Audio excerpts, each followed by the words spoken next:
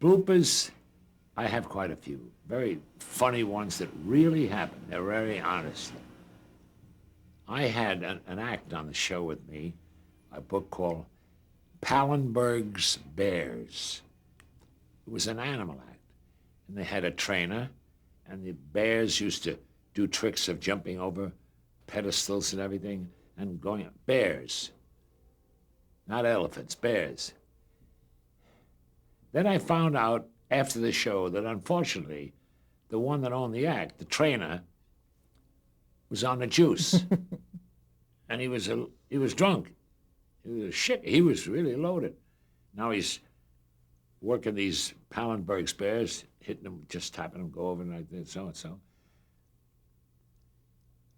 And it seems the way it worked out that he forgot that before the show, he had to take them out to do their duty, to get rid of what's in them, before they made their appearance on the show.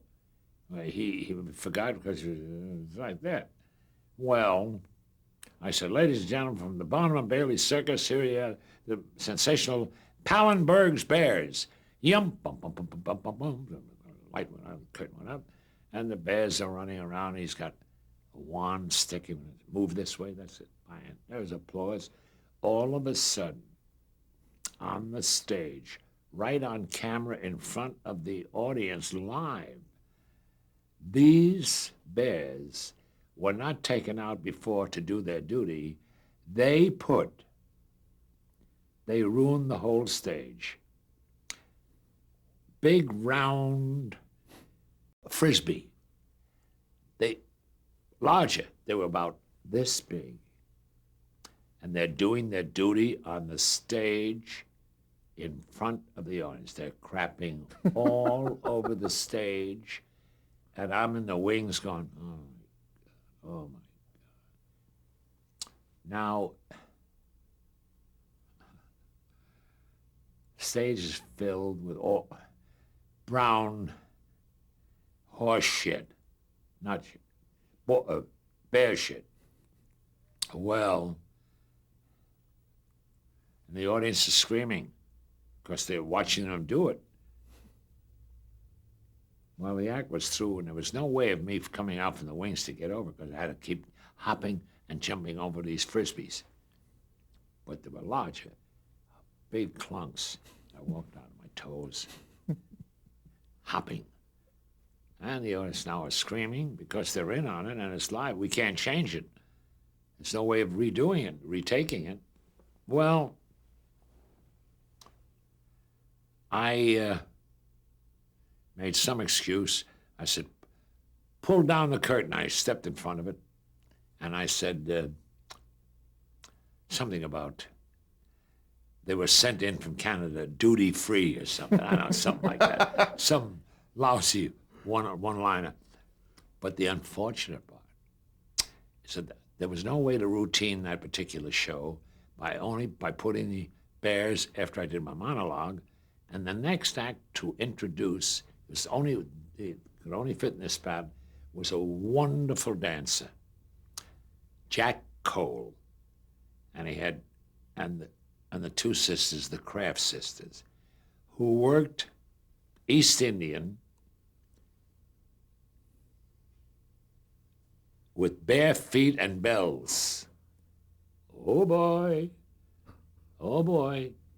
Now they're yum, bum, bum, bum, bum, bum, heads and all that. And that you can't shoot to my feet now, but they were slushing they had bare feet.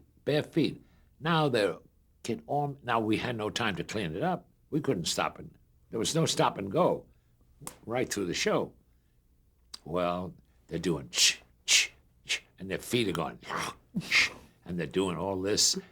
And then they're doing runs from the back of the stage on their knees where they come to the camera. And boy, I'm yelling off in the wings. I got a headset and I'm talking to the booth. I said, get off them. Do that. You punch up 2. Move over 3. That's it. Give him a wide shot. I don't know what the hell I was saying. I was directing backstage because I have a monitor in front of me. Well, they came up, and I come out and took a bow. I stood to the side of the stage. Jack Cole and the Kraft Sisters. Applause, applause, applause. They're standing there. They look like the old brown jug. I'm all over them, the worst look on it. I'm so terrible. I feel so terrible. Jack Cole came on after the show, waited until I got through with the show. He said, fit to be tied. He was filthy. Three of them had to run in the showers right away. Never again will I ever appear on this show. How dare you? I said, no, wait a minute, Jack, we're taking, it's not my fault. They didn't do it. Yeah, but where you spotted us, I said, I couldn't put you anyplace else. And he looked a wreck, and I felt so sorry for him. And he was a classy guy and a wonderful choreographer, too. And the girls were wonderful. But can you imagine that on camera in front of an audience, in front of millions of people, to be doused in all that bear stuff? Not bear, but nakedly brown. So those are real bloopers.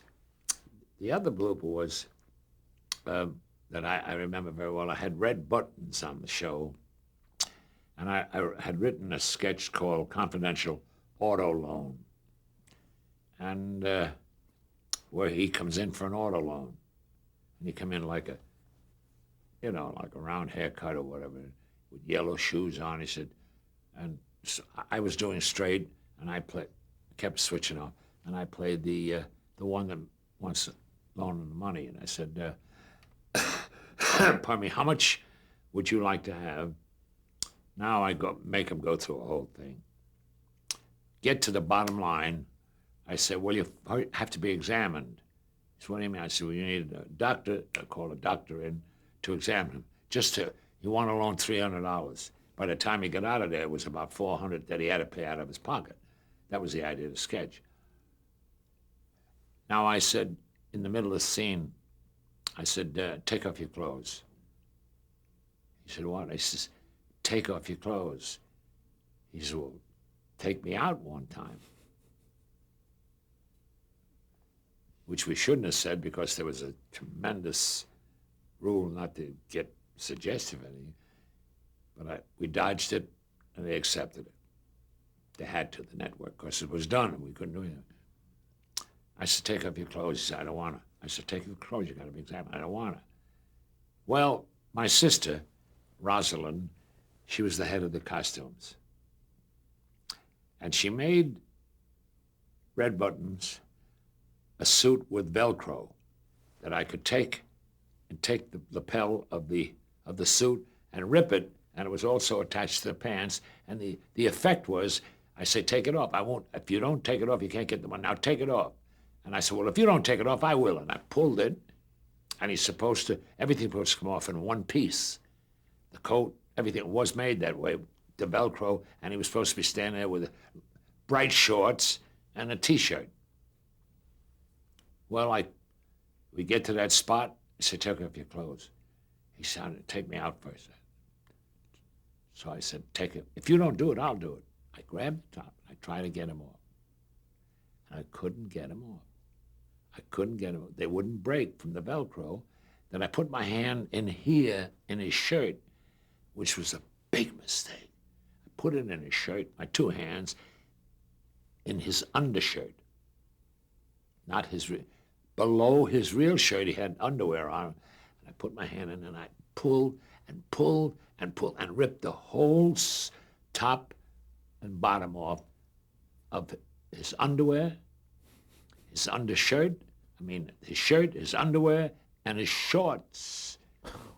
And he stood there naked in front of the audience. Naked. And he stood there with his Selman hanging out. And I jumped in front of him to try to cover it. And I said, the next little act